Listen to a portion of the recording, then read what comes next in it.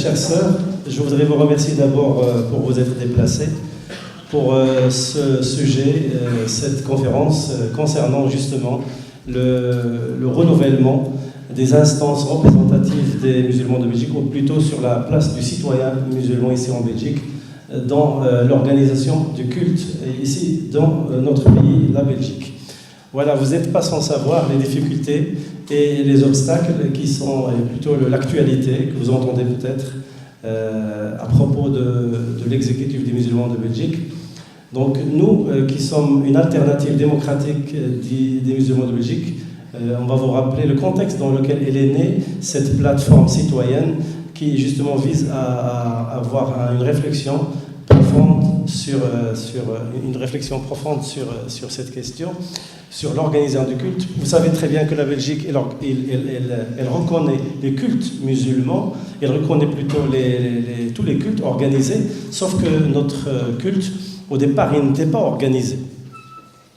Et la communauté musulmane n'a jamais demandé d'être reconnue. Bon, elle a été reconnue en 1974 dans un contexte déterminé. Et après cela, l'organisation commençait à se faire petit à petit, mais avec beaucoup de difficultés, parce qu'il y avait beaucoup d'interférences, avec beaucoup de questions qui interféraient dans cette organisation. Dès le départ, on a scindé le temporel du culte islamique. L'État belge, il voulait absolument un interlocuteur valable pour être son interlocuteur concernant le temporel du culte. Alors que l'islam, comme vous le savez, ne reconnaît pas cette séparation dès le départ du temporel et du cultuel. Alors comment trouver un organe, dès le départ, légitime, représentatif, crédible et démocratique? On a imaginé beaucoup de choses. En 1998 et en 2005, il y avait des élections générales, des élections démocratiques qui ont été organisées. On peut dire ce qu'on veut sur ces élections, mais par après, avec des problèmes que nos frères, nos experts, ils vont diagnostiquer, on a demandé à la communauté musulmane de penser et de concevoir un autre modèle, soi-disant le modèle des élections, et il n'était pas bon. Bon, qui devait décider de cela? Non, il y avait plusieurs partenaires dans cette question de la reconnaissance de l'islam, mais le partenaire qui imposait chaque fois sa vue, sa vision des choses, c'était toujours le ministère de tutelle, c'est le SPF Justice, qui maintenant demande aux musulmans de concevoir un autre modèle d'organisation, et il prétend que les élections, c'était un modèle à oublier. Bon. Est-ce qu'ils ont le droit de faire ça? Ça, on va voir ça tout à l'heure. Qui décide de cela? Est-ce que ce n'était pas plutôt des problèmes de gestion et des problèmes de compétences et des problèmes de profil de gestionnaire de temporel de culte? Est-ce qu'il n'y avait pas manque de vision claire sur la question? Est-ce qu'il n'y avait pas trop d'ingérence dans cette question? Les ingérences, tous azimuts, les ingérences des États dont sont issus les musulmans de Belgique, les ingérences des partis politiques, les ingérences tout court, parce que cette question de l'institution de l'exécutif, vu que l'islam ne connaît pas de hiérarchie religieuse, alors il y a beaucoup de partis qui voulaient absolument contrôler cette institution, et on va voir c'est quoi l'enjeu donc de cet exécutif. أعوذ بالله من الشيطان الرجيم بسم الله الرحمن الرحيم الحمد لله رب العالمين والصلاة والسلام على أشرف المرسلين سيدنا محمد وعلى آله الطاهرين الطيبين المنتخبين عليهم السلام. Chers amis, salam alaikum wa rahmatullahi wa barakatuh. Je tiens à saluer cette initiative prise ce soir et en le chef de Madame Isabelle Prague, que je remercie pour l'invitation. En son chef, je remercie toute l'équipe qui est autour d'elle pour cette initiative de la DMB. Alors mon propos ce soir aura pour objectif de soulever quelques questions, des questions qui me semblent légitimes. Ce sont des interrogations autour de tout un processus historique, celui de l'institutionnalisation du religieux en Belgique, principalement l'institutionnalisation de l'islam. Et se poser la question, est-ce que l'institutionnalisation de l'islam en Belgique est une organisation du temporel du culte ou a pour objectif de réformer le culte musulman, le cultuel? entre les règles du droit, et je laisserai le soin à Inès Waters de parler de cela, et la réalité quand on nous accule à parfois devoir répondre à des questions d'ordre purement et simplement juridique sur le plan religieux, théologique, et qu'on attend de cet organe représentatif ou cet organe, entre guillemets, chef de culte, de se prononcer sur des questions d'ordre religieuse. Est-ce qu'il n'y a pas une confusion quelque part ? L'islam est une composante identitaire de la société belge aujourd'hui. Le parcours historique a été rappelé par M. Fathallah, que je remercie. Dans les années 70, en 1974, le culte musulman ou le temporel du culte musulman était reconnu dans un contexte particulier. Il s'agissait plutôt d'enjeux géostratégiques, d'échanges diplomatiques suite à la crise pétrolière.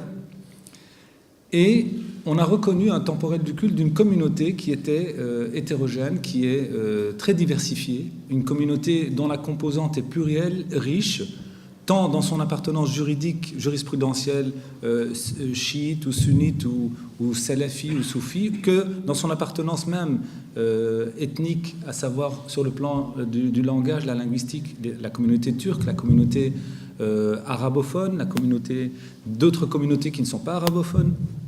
Et donc la gestion nécessite notamment une tentation d'autorégulation. Mais on a pu constater qu'à travers l'histoire, il y a eu une gestion diplomatique. Le Centre islamique et culturel de Belgique en était Hamzat Wasl, le lien fondamental entre le corps diplomatique et les autorités belges. Ensuite, on a eu une gestion purement et simplement sécuritaire. En 1986, il y a eu la manifestation où des musulmans de Belgique avaient brandi le portrait de l'imam al-Khomeini, rahimahullah. Et donc, ça avait détaché sur les enjeux de la reconnaissance de l'islam en Belgique ou de la gestion du temporel du culte musulman en Belgique, remue-ménage, et au sein du centre islamique, il y a eu des positions qui, par la suite, ont fait que le centre islamique a lui-même perdu cette représentativité, entre guillemets, qui n'était pas officielle mais officieuse, de la communauté musulmane de Belgique. Le tout sécuritaire a continué après le 11 septembre 2001. Donc on est revenu à une certaine logique de gestion de l'islam par le biais des ambassades, par le biais du corps diplomatique. Il y a eu une troisième gestion qui est une gestion culturelle de l'islam. On détourne la dimension culturelle vers le culturel. Ça a été une phase intermédiaire, à un moment donné, quand on a mis le dossier de l'islam entre les mains du commissariat royal pour la politique à l'immigration. La manière dont on a géré les choses, c'était bien sûr aussi sur un plan diplomatique, mais il y avait une vision culturelle de l'islam. Et puis on a une autre approche, toujours aujourd'hui mêlée à la gestion sécuritaire, qui est une gestion législative de l'islam. À titre d'exemple, la question significative est la question du port du foulard. Et on a pensé des normes qui vont permettre aux musulmans de relever des défis, ceux de dire leur enracinement de leur islamité en Belgique. Cette gestion-là me pose à moi un problème. Pourquoi ? Parce que l'organisation du temporel du culte ne permet pas aux politiques de s'ériger en nouveau moufti, qui va dicter l'islamité des musulmans de Belgique. L'islamité des musulmans de Belgique, elle n'est pas dictée par une autorité suprême, elle est dictée par la réalité des musulmans à vivre leur islam au quotidien dans ce paysage belge. Et ce sont les musulmans avec leurs imams et leurs référents théologiques qui vont dire de quelle manière ils vivent leur islamité. Il y a eu à un moment donné une phase où un dossier se voyait débloqué. En 1990, je pense, il y a eu... Enfin, déjà dès 89, il y a eu cette tentation de mettre sur pied le Conseil supérieur des musulmans de Belgique. Il y a eu l'assassinat du directeur du centre islamique, Abdullah Al-Adel, rahimahullah. Et ensuite arrive un nouveau directeur. Il y a sur pied la mise du Conseil supérieur des musulmans de Belgique avec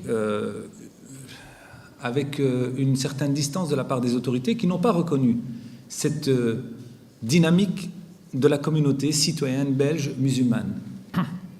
Par la suite, on est passé à l'instauration du comité technique et ensuite l'exécutif des musulmans de Belgique. En 2004-2005, on sait ce qui s'est passé sous la responsabilité de Madame Onkelins, qui qui était à l'époque ministre de la Justice et qui avait la gestion du temporel du culte. Et aujourd'hui, on souffre de ce qui s'est passé à cette période-là. Tant les musulmans, certains ont une retenue en se disant nous ne participons pas, nous ne contribuons pas à ce qui nous est dicté aujourd'hui. D'autres, c'est une stratégie, ont considéré qu'il fallait entrer en jeu et d'échange de points de vue avec les autorités, participer aux élections. Et aujourd'hui, on souffre de cette réalité-là. Alors, sur le plan purement religieux, j'ai l'impression qu'il y avait... Enfin, comment moi je pourrais faire une lecture, une grille de lecture de ce qui s'est passé et de ce qui se passe aujourd'hui. Parce que permettez-moi de dire, je suis musulman belge, donc je suis un citoyen de confession musulmane. J'ai une appartenance plurielle qui vient de pays étrangers. Mon parcours historique, je suis issu d'une immigration, et comme tout le monde, de longue date. Donc, c'est une richesse appartenir à une autre culture que celle qui est la nôtre ambiante aujourd'hui. C'est une richesse. Mais de là à ce que les pays d'origine dictent la manière dont on doit voir notre islamité en Belgique, tant sur le plan temporel que sur le plan spirituel, c'est une ingérence, c'est une manière de nous prendre en tenaille, et c'est aussi une façon pour les autorités locales publiques de se dédouaner. Que ce soit la politique du Maroc, que ce soit la politique de la Turquie, que ce soit celle de l'Arabie Saoudite, que ce soit celle de n'importe quel pays, principalement les protagonistes étaient ces pays-là, l'Arabie Saoudite, le Maroc et la Turquie. Et je rajoute à cela le pouvoir local, à savoir la politique belge. Alors, il y avait une approche, ou il y a toujours une approche qui me semble totalitaire, qui est celle du « je suis tendi à boutendi », le droit d'user et d'abuser. Le droit de dicter aux musulmans la manière dont ils vont vivre leur islamité. Mais quel est réellement l'objectif de cet organe dit chef de culte? De gérer le temporel ou de dicter aux musulmans leur islamité. Les musulmans ne doivent pas pleurer par une posture victimaire ce qu'ils vivent aujourd'hui. Je pense que la communauté musulmane, l'État a spolié la dignité des citoyens belges de confession musulmane en imposant une façon de dicter la manière dont ils doivent approcher leur islamité. Mais l'exécutif, entre guillemets, a pour mission de gérer le temporel du culte, et pas, il a des prérogatives, et pas de dicter l'islamité des musulmans. Je n'accepterai jamais qu'une autorité publique me dicte mon islamité. Ce n'est pas ce que dicte la loi non plus. Alors, quel est l'objectif de cet organe? La question qui se posait tout à l'heure, organisation du temporel du culte ou la réforme du cultuel? Gérer le dossier de l'enseignement, de l'aumônerie, des prisons et des hôpitaux, gérer le dossier de la reconnaissance des imams, du statut, de la reconnaissance des imams et des mosquées, le statut des imams, etc., nécessite aussi une analyse d'ordre théologique. Et pour cela, on est censé avoir un conseil juridique de théologiens musulmans qui représenterait l'ensemble de la communauté musulmane, à savoir toutes les composantes d'ordre juridique, à savoir la tendance sunnite, chiite, soufi, salafi, maturidi sur le plan même du dogme, etc. Peu m'importe. À partir du moment où la communauté est plurielle dans son appartenance, eh bien, cette pluralité doit s'exprimer afin de permettre à tous d'être représentés. Et ce conseil-là doit avoir une autonomie, une indépendance.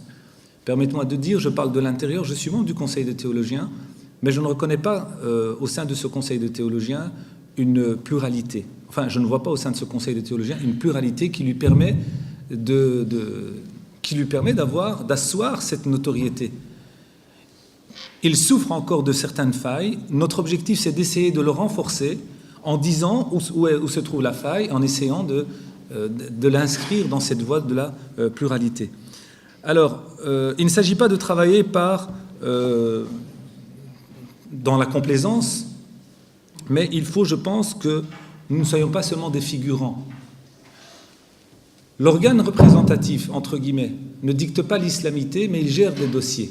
Alors aujourd'hui, avec ce qui se passe, on va vers des élections ou pas, de quelle manière? Je me pose aussi des questions. Est-ce que les prochaines élections doivent permettre à toutes les composantes théologiques, juridiques de s'exprimer, ou alors on veut des représentants qui sont des techniciens du dossier, sur le plan administratif, sur le plan de la représentativité, sur le plan ils seront des interlocuteurs avec les autorités pour gérer le temporel du culte. Parce que le spirituel, je n'accepterai pas, moi, à titre de citoyen belge de confession musulmane, que ce soit une instance comme l'exécutif qui me dicte ma religiosité. Tout à l'heure, je parlais de la gestion législative. C'est celle qui pense des normes pour l'enracinement des musulmans. Par exemple, la question du port du foulard, qui soulève des questions sur le plan théologique, les points de vue pluriels, des points de vue de l'intérieur de certaines écoles traditionnelles, d'un point de vue réformiste, un point de vue libéral. Ce sont tous des points de vue qui émanent de l'intérieur de la communauté. Et on doit être apte à pouvoir tous les entendre. Mais ce n'est pas à l'exécutif de dicter, de dire, voilà, telle personne, son islamité est plausible ou pas.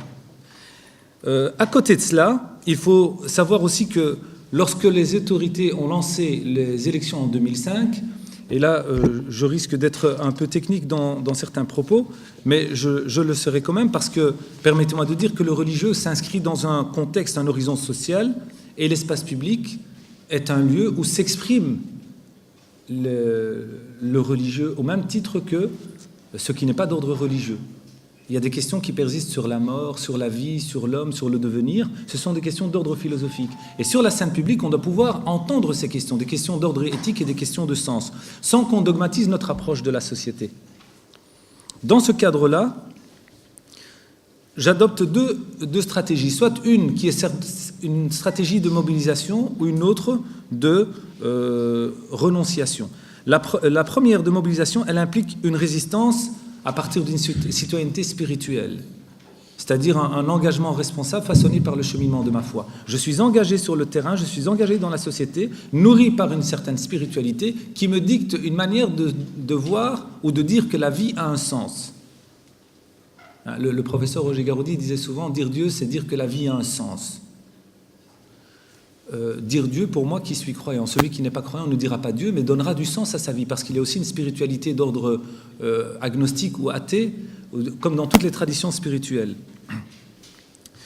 Par contre, et il ne s'agit pas non plus d'un système de croyance comme une expression de la foi, mais il s'agit de me mobiliser à partir de ce qui nourrit ma foi pour m'engager socialement. La seconde, celle de renonciation, elle ressort de la considération d'une sorte de posture d'engagement, pas dans l'esprit de confrontation, mais qui implique un discours offensif par rapport à la réalité.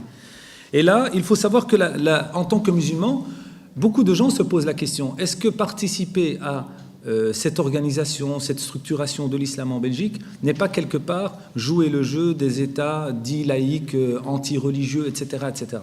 La laïcité n'est pas anti-religieuse. La laïcité, c'est un espace de neutralité qui permet aux appartenances plurielles de s'exprimer, dont les appartenances religieuses. C'est l'aboutissement de tout un processus, celui de la sécularisation.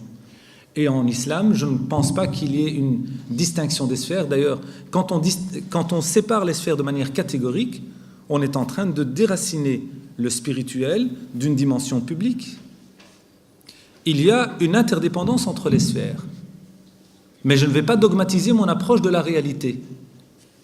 En tant que musulman, je ne dogmatise pas mon approche du social. Quand je fais du social ou du politique ou du culturel, je ne dogmatise pas mon approche des questions sociétales. J'ai une éthique qui me nourrit pour pouvoir approcher les questions qui me préoccupent. La charia est un invariant absolu que je considère être un dénominateur commun pour toutes les traditions spirituelles. La charia, c'est aussi une lecture normative des textes pour nous musulmans. Et dans ce cadre-là, il faut savoir que les autorités locales ont à un moment donné entrepris une politique qui normalise une doctrine en une forme de dogmatisme, considérant que la seule norme possible, c'était celle que les autorités ont définie. Les musulmans ont besoin d'interlocuteurs, effectivement, d'interlocuteurs pluriels, d'interlocuteurs qui soient nourris du contexte, qui connaissent bien le contexte, qui maîtrisent les langues du pays, qui comprennent les enjeux de la société. Mais en même temps, les musulmans ne demandent pas aux politiques de dire quelle serait leur croyance, ni même leur foi, parce qu'entre foi et croyance, il y a une grande différence. Et ils ne demandent pas aux autorités de dicter ou de parler en termes de dogme. Mais certains musulmans considèrent que lorsque les autorités ont lancé ce processus, elles ont agi par le principe qu'on appelle de préférence, à savoir ce qu'on appelle en arabe al-istislah, le lien le plus convenable dans la charia. D'autres ont considéré donc ce qui devait trancher pour maintenir un intérêt de certains au détriment d'autres. Ça, c'était par rapport aux élections en 2000, le processus qui a commencé en 2004 et 2005. Ou encore, certains considéraient que les autorités ont agi par le choix qui était, à leur sens, le plus convenable face à la réalité et aux spécificités des musulmans, en recherchant ce qui semble être le meilleur pour les musulmans. Un quota d'appartenance ethnique, les Marocains, les Turcs, les convertis et les autres nationalités.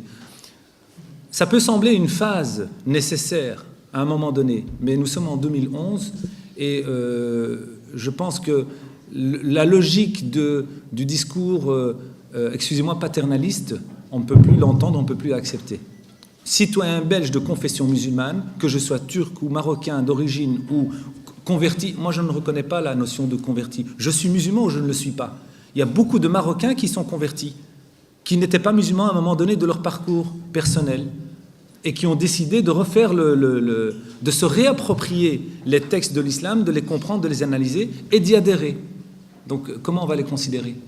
Donc il faut aussi qu'on dépasse cela. Eh bien certains ont considéré que cette forme de paternalisme, d'apologétique d'assistanat, cette approche de jurisprudence, de supposition fiqh al-iftiradi était nécessaire. Et ce qui a mené les autorités à spéculer à ce moment-là sur le devenir des musulmans. Les autorités ont prétendu qu'il y avait une forme d'intérêt qui était discréditée parce que beaucoup ne sont pas partis vers les élections et on a abrogé par un préjudice qui porte atteinte à autrui une certaine, ce qu'on appelle dans le droit musulman maslaha al-mulghat. Donc on a confirmé un intérêt qui était indéterminé, maslaha mursala, celui de la sauvegarde de la citoyenneté. Mais comment on va sauvegarder la citoyenneté des musulmans pour les faire participer à la société à partir du moment où on les considère sous forme de quotas d'appartenance maghrébine, turque, turcophone et convertis et autres nationalités pour les Tunisiens, les Algériens, etc. Ça pose un problème. Si cette logique est maintenue pour l'avenir de l'organe représentatif, entre guillemets, l'exécutif des musulmans de Belgique, ça posera un problème de fond. Et je voudrais terminer par un point fondamental. La présence de femmes, on demande un quota. Moi, je n'ai pas de problème à ce que si dans cet exécutif, il y ait 17 personnes qui représentent, enfin, qui composent cet exécutif, et qu'il soit 17 femmes, ça ne me pose aucun problème. Si ce sont 17 hommes, ça ne me pose aucun problème. À partir du moment où c'est le choix d'une communauté qui a choisi des personnes, eh bien, ce sont ces personnes-là qui seront les interlocuteurs officiels. Bien sûr, on souhaite que les femmes participent, comme je souhaite qu'il y ait une composante plurielle. Mais où l'enjeu de la présence des femmes est de taille, où est-ce que l'enjeu de la présence des communautés, ce qu'on appelle minoritaires, est de taille, pardon, parce qu'attention, moi je crains la tyrannie majoritaire. On est en train de nous l'imposer quelquefois. La majorité sont des Marocains et des Turcs, la majorité... Et alors, ce sera la tyrannie majoritaire qui va s'imposer. Où est-ce que la présence des femmes est un enjeu de taille et la présence des, entre guillemets, minorités jurisprudentielles représentatives des composantes de la communauté musulmane est de taille, c'est au sein d'un conseil qu'on appelle le conseil des théologiens. C'est là où moi j'aimerais voir des femmes siéger, participer. C'est là où j'aimerais voir des chiites, des sunnites, des réformateurs, des traditionalistes, des libéraux, tous issus de l'islam qui pourraient contribuer, participer et relever le défi de la pluralité de notre société au sein de la communauté, donc intracommunautaire, et ensuite pour pouvoir être à l'interface avec la composante de la société publique. Wallahu a'lam, je vous remercie. Salam alaikum, bonsoir. Je crois qu'on va tous un petit peu prendre les mêmes chemins, passer, repasser, avec des angles différents. Et je pense que c'est ce qui fait aussi l'intérêt de la soirée, c'est qu'on va amener une multitude d'éclairages. Donc ça se peut qu'à certains moments j'hésite pour ne pas répéter ce qu'a dit très éloquemment Yacoub Mahi, pardonnez-moi si c'est le cas. Donc l'angle que je vais essayer de prendre, toujours on va être dans, Jacob et moi on se partage plus ou moins le cadre général avant que nos amis et collègues aillent plus dans le spécifique des propositions de la DNB. Je vais essayer d'avoir une approche qui soit plutôt, qui regarde plutôt aux problèmes, on va dire systémiques, structurels, que ma pratique du terrain m'a permis d'identifier, et vraiment dans le but d'éviter le discours un peu tous pourris qu'on entend dans la communauté dès qu'on parle de la représentation après presque 30 ans d'échecs et d'inachèvement perpétuel. Donc j'ai essayé d'identifier en tout cas trois grands points qui peuvent être des facteurs explicatifs. Ce ne sont pas les seuls, il y en a beaucoup d'autres. Certains ont déjà été mis en avant et d'autres seront mis plus tard en valeur. Le premier que je vois, c'est une sorte de problème vis-à-vis de la en parenthèse, loyauté institutionnelle. Je ne vais pas revenir sur le processus de mise en œuvre de l'exécutif dans le passé, mais ce qui est intéressant, c'est de voir qu'à la sortie du processus de 1998, on arrive à un EMB qui est basé sur une série de compromis multiples, de dosages politiques délicats, d'arbitrages intracommunautaires subtils, et qui ont donc débouché sur une structure qui, dès le départ, a des limitations qui vont entraîner les problématiques que l'on connaît aujourd'hui. Alors, je ne vais pas refaire l'histoire ni donner des leçons, ce n'est pas le but. Tous ceux qui sont engagés dans ce processus l'ont fait fils abilillah, pro deo, en se dévouant corps et âme, mais ça n'empêche d'avoir quand même un regard critique sur ce qui a pu être achevé. Ce qui m'intéresse beaucoup, alors c'est pas tout à fait du religieux, c'est un peu à la frontière entre les deux, c'est le décalage flagrant que l'on constate entre le discours sur les valeurs dites islamiques, ressassé ad nauseam dans les mosquées et les associations religieuses musulmanes à propos justement de la modestie, de la loyauté, de l'abnégation comme vertu cardinale que tout musulman se devrait de mettre en œuvre dans son quotidien. Alors, on sait bien que sociologiquement, anthropologiquement, les musulmans ne se distinguent pas des autres communautés dans le domaine de la soumission aux passions mondaines, au contraire, mais on peut se dire que des gens qui cherchent à s'impliquer dans des instances représentatives on serait en droit d'attendre une éthique un peu plus irréprochable que le commun, puisqu'il y a une valeur représentative qui est liée à ces fonctions. Et d'autant plus qu'on est dans une communauté qui passe son temps à clamer qu'elle est la plus pure, la plus éthique, la plus proche du Seigneur. Entre nous, celui-ci doit bien ricaner quand il voit nos ébats quotidiens. Mais je ne veux pas mettre dans ce sens-là tout le monde dans le même sac, mais de constater que les acteurs restent finalement prisonniers de logiques particulières qui, pour moi, ne leur permettent pas d'exprimer tout leur potentiel. Donc c'est plutôt ça qui va m'intéresser. On constate en effet que beaucoup de ceux qui se sont investis dans les assemblées générales et l'exécutif consécutif ont été conduit, c'est respectable en soi, c'est légitime, par des quêtes de respectabilité, de notabilisation, tant intra qu'extra-communautaire. Alors, ces logiques sont d'autant plus compréhensibles que finalement, si on regarde les communautés principales, alors je regarde dans l'ethnoculturel cette fois-ci, turques ou marocaines, elles n'ont pas investi vraiment les canaux de représentation habituels, que ce soit les syndicats ou les partis politiques, si ce n'est finalement très récemment au cours essentiellement de la dernière décennie, mais ça reste quand même assez nouveau. Et donc finalement, les ascenseurs sociaux habituels n'ont pas été utilisés comme ça a été le cas par d'autres communautés, telles que les Italiens par exemple, dont on constate le succès aujourd'hui. Dès lors, le leadership religieux demeure un pourvoyeur important de rente symbolique pour un certain nombre d'individus à la recherche de reconnaissance, à la recherche d'engagement, de sublimation personnelle pour une cause particulière. Et c'est vrai que l'on a constaté aussi des swaps chez certaines personnes qui passent allègrement de la représentation religieuse à l'Assemblée générale, à la représentation politique dans des conseillers communaux, etc. La recherche de profit, et je mets profit entre guillemets parce que là je l'entends dans le sens large, je ne parle pas de profit financier, ne se fait pas donc à titre personnel, nécessairement, mais souvent pour le bénéfice de sa mosquée, pour le bénéfice de son assos, de sa fédération religieuse, etc. Et finalement, ce qui rajoute, qui complexifie les choses, c'est que finalement, on est dans un contexte, en particulier pour tout ce qui tourne autour de l'exécutif, dans lequel l'accès et la détention de l'information, c'est l'enjeu principal du pouvoir.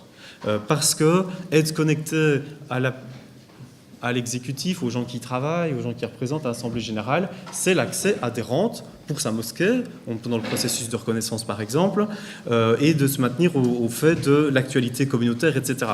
Donc moi, enfin, ça n'a pas été dit, mais je fais partie du conseil d'administration de ce qui est encore la plus grande mosquée en région wallonne, reconnue officiellement à Verviers. Je peux vous dire que pour avoir accès à l'info, on galère, mais vraiment on galère. Donc en fait, c'est un exécutif bruxellois, et tous ceux qui sont à Bruxelles, ils ont l'info tout de suite, et alors quand on est en province, bonjour les frères et les sœurs. Donc voilà, et cette approche finalement qui est finalement le résultat du système, on est dans ce déficit chronique d'informations reliées aux communautés locales, implique aussi que chacun finalement navigue à vue, sans vision pour le long terme et sans vision pour l'intérêt général de la communauté. On reste dans la culture de l'intérêt personnel ou corporatiste, et qui va de pair finalement avec cette culture avec une absence de culture de la loyauté à la parole donnée, et on ne comptera plus, pour ceux qui ont eu l'occasion, la chance ou la malchance de faire partie des assemblées générales UMB consécutifs, les accords qui étaient bouclés après des nuits de discussion, qui étaient déchirés à peine sortis de la salle, etc., par des retournements de vestes spectaculaires, parce qu'il y a un manque de résistance aux pressions, par les pairs, par les réseaux consulaires, qui jouent un rôle déterminant, etc., etc. Ou encore les fédérations, que sais-je encore. Mais le dénominateur commun, c'est finalement un manque de culture, encore, de la représentativité associative, et on se rend compte que finalement, beaucoup de gens prennent des décisions en assemblée générale, cas de l'exécutif, mais c'est vrai dans la plupart des assos, sans vraiment avoir une consultation avec leur base. Et puis après, quand ils sont confrontés à la base, tac, on doit changer, parce qu'on s'est rendu compte qu'on a été peut-être un petit peu trop loin, on n'a pas consulté suffisamment, et donc ça fragilise les décisions. Il y a une instabilité permanente, une incertitude qui reste tout le temps, et donc dans tout processus de négociation, de décision, de facto fragilisé par le système de représentation, etc. Et donc ça favorise les décisions d'alcôve, les tractations en tout genre, et un vrai déficit de gouvernance qui est incompatible avec les plus élémentaires principes de représentation et de délégation des pouvoirs. Le deuxième point, c'est vraiment la question des ingérences politiques. Elle a déjà été vue par Jacob. Et ça, c'est vrai que il y a différentes choses. J'avais écrit beaucoup plus, je vais essayer de synthétiser un petit peu. Je pense que le fait que l'EMB n'a pas été en mesure de conscientiser, d'informer les responsables d'associations des réalités administratives, institutionnelles liées à la reconnaissance du culte musulman, a fait en sorte que l'EMB reste un peu un ovni qui reste comme ça suspendu dans l'air et finalement en prise à tous les mouvements politiques, les pressions qui peuvent s'exercer aussi bien par les autorités locales que par les autorités consulaires, comme l'a dit Yacoub, parce que oui, il n'y a pas vraiment de base qui a été construite pour soutenir cette institution par un flot régulier d'informations, de mobilisation des gens qui font qu'il y a une prise de responsabilité, un ownership, comme on dit en anglais, de l'institution. Et bien sûr, tout cela a évidemment des impacts très clairs, comme on l'a vu, sur la reconnaissance des communautés islamiques locales, qui auraient dû être déjà en Wallonie en particulier, qui auraient dû être faites en 2007, qui s'est plus ou moins faite en 2009-2010, avec évidemment des manques à gagner extrêmement importants pour les communautés qui s'étaient engagées dans le processus. Alors à cela s'ajoute aussi fatalement, quand on a un organe qui n'est pas en prise véritablement sur une communauté, c'est la question de l'affiliation réelle ou supposée de certains individus à des groupes politico-religieux qui a été habilement instrumentalisé par les autorités politiques pour qualifier ou disqualifier opportunément certains de leurs interlocuteurs en utilisant le fameux screening. Alors sur le point de vue du principe, ça pouvait se comprendre comme une garantie nécessaire donnée à l'État belge qui s'était lancé, il faut reconnaître, déjà à partir de 1974 dans un processus risqué. Ils étaient les premiers à faire ça en Europe à l'époque, et on s'était dit que bon, finalement ça valait bien la peine de leur donner quelques garanties, etc., pour filtrer des indésirables, mais le problème c'est qu'on l'a vu, certains ont été discrédités puis réhabilités par la suite en fonction du contexte politique, et là on a vraiment un déficit déficit de la part de l'État en termes de gouvernance qui est aussi fondamental et qui a généré une incertitude permanente dans les gens qui sont engagés dans le processus en disant « Ok, on me laisse passer le premier stade des élections, je vais à l'Assemblée générale, ça va, et puis après si je vais à l'exécutif, clac, c'est le coupage de tête », et sans véritablement de voie de recours, ni de savoir pourquoi exactement est-ce qu'on est refusé, etc. Et donc là, vraiment, il y a un appel à lancer auprès des autorités belges, un véritable lobby à faire pour dire « Écoutez, on peut comprendre le principe d'un screening, mais alors il faut des voies de recours, il faut des voies de réhabilitation et de blanchiment qui soient officielles, administrativement documentées et qui se fassent dans la transparence pour que chacun puisse se défendre. C'est un des principes vraiment de base de l'état de droit. Maintenant, j'arrive à la question de vraiment, qui me paraît aussi fondamentale, c'est, et je conclurai là-dessus, une double absence de paradigme de gestion de la diversité. 5 minutes, ok. Tout d'abord au niveau de l'État belge. Parce que, bon, il est clair que la relation de l'État belge au culte, quel qu'il soit ici en Belgique, s'est modelée sur le modèle de la communauté majoritaire, l'Église catholique romaine, dans le cadre d'un État-nation émergent qui était finalement très imbibé d'une idéologie homogénéisatrice, j'y arriverai, et centralisatrice. Donc, finalement, l'État belge, les institutions se retrouvent pour la première fois de leur existence devant une communauté musulmane, la communauté musulmane, qui fonctionne à grande échelle dans, si vous me permettez, le bordel le plus complet, l'anarchie la plus joyeuse, pour le mettre d'une autre façon, et l'État ne sait pas comment gérer ce genre de choses. Donc là, ça vraiment, je pense les musulmans sont peut-être tombés au mauvais moment, disons, ou alors on fait partie du process, car finalement on demande à des communautés musulmanes qui sont de compositions très diverses, comme l'a souligné Jacob, de se conformer à un moule homogénéisant des nations européennes, la Belgique en particulier, alors que ce modèle, même s'il résiste, est soumis à rude épreuve pour intégrer la diversité grandissante, hors musulmane aussi, de nos sociétés. Donc les musulmans doivent s'intégrer dans des mouvements contradictoires, homogénéisation qui perdure, mais en même temps diversification, au sein d'un modèle qui est en recherche, questionné, mais qui n'a pas d'alternative, et donc finalement qui est en décalage complet avec la réalité sociologique de la société belge. Et donc là, c'est clair que ça a joué certainement un rôle important dans la façon très tâtonnante dont la Belgique, l'État, a essayé de prendre en compte cette diversité, ce discours permanent de dire oui, mais il faut un seul représentant, blablabla, blablabla, et ça ne convient pas à la façon dont la communauté musulmane a toujours fonctionné. Mais l'inverse est vrai aussi, c'est-à-dire que cette diversité en interne, les musulmans ne savent pas la gérer non plus. On n'a pas de paradigme pour pouvoir gérer cette diversité ethnique, culturelle, religieuse, théologique, canonique, idéologique, politique, et on se retrouve aussi pour la première fois de l'histoire, alors que dans des musulmans qui viennent de partout du monde, souvent de communautés rurales pour ce qui est de la Turquie et le Maroc, qui sont mis comme ça en commun et qui n'ont pas d'expérience particulière à l'origine de la diversité religieuse ou culturelle, et qui là doivent apprendre en même temps à négocier leur vie avec la société majoritaire et aussi à négocier leur vie avec les autres communautés minoritaires musulmanes. Et on se rend compte que parfois les contacts avec la société majoritaire sont meilleurs qu'avec les autres communautés musulmanes. Bon, maintenant ça commence à s'aplanir après 40 ans de vie ensemble, mais quand même on voit, il suffit d'aller voir dans les mosquées marocaines combien de Turcs viennent prier, dans les mosquées turques combien de personnes d'origine marocaine viennent prier, ça reste quand même très très minimal, on est vraiment sur la marge de la marge. Et donc là je pense qu'il y aurait vraiment quelque chose à créer, et vraiment là je regrette aussi, je me joins à ce conseil des théologiens qui vraiment, par son manque de diversité, n'a pas les moyens de pouvoir bénéficier de cet apport immense qui est là dans la communauté musulmane et qui pourrait vraiment apporter une réflexion en profondeur sur qu'est-ce qu'on fait tous ensemble et comment et pourquoi, et en étant sûr d'inclure tout le monde. Donc là, je pense qu'il y a vraiment du côté musulman, de notre part, une responsabilité de ce point de vue-là. Juste des voies de sortie de crise, pour essayer de terminer un peu concret. Moi, je pense que là, vraiment, il faut investir massivement. C'est un appel que je fais aux autorités, là je n'y voyais pas de l'ingérence, ou aux fondations caritatives qui souhaiteraient travailler sur la cohésion sociale en Belgique de manière générale, en prenant cette porte particulière, de vraiment former les cadres musulmans aujourd'hui à pouvoir gérer cette diversité interculturelle. Vraiment, c'est pas parce qu'on est musulman qu'on comprend comment fonctionnent les autres musulmans. C'est complètement autre chose. C'est pas parce qu'on est d'origine pakistanaise qu'on comprend les musulmans d'origine turque, etc. Au contraire. Et moi, en tant que converti, même si certains n'aiment pas le terme, imaginez ce que ça peut représenter.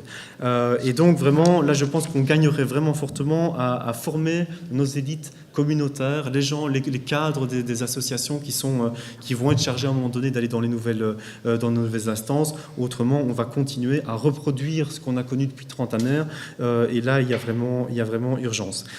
D'abord, je vais essayer de commencer ceci par une question fondamentale. Je trouve que la question de la structuration de l'islam en Belgique tourne autour d'une question fondamentale, centrale, et sous forme d'équation. La première question qu'il faut se poser, c'est comment trouver une institution religieuse, une institution de l'organisation du culte musulman qui peut à la fois incarner la multiplicité des adhésions et des références à l'islam et à la fois jouir d'une crédibilité auprès des autorités. Autour de cette question centrale, il y a d'autres questions fondamentales qu'il faut se poser. Ce sont des questions qui sont liées aux conditions sociales, politiques, économiques dans lesquelles l'institutionnalisation de l'islam a commencé, en faisant référence bien sûr à l'histoire. Ceci a été abordé par le docteur Mahi, je ne vais pas revenir là-dessus. Deuxième type de questions qui sont liées aussi à la légitimité de cette institution. On doit se poser des questions autour de la légitimité, c'est-à-dire que d'où doit tirer cette institution, d'où va-t-elle tirer cette légitimité? Quels sont les acteurs qui sont censés être légitimes pour mettre en place cette institution? Et enfin, le troisième type de question, c'est un ensemble de questions qui sont liées à la nature et à la composition de cette institution. On se pose toujours la question, ça a été soulevé par le docteur Mahi tout à l'heure, quelle est la fonction, quelle serait la composition de cette institution? Serait-elle composée à 100% de théologiens, d'imams, d'ulama ou din, etc.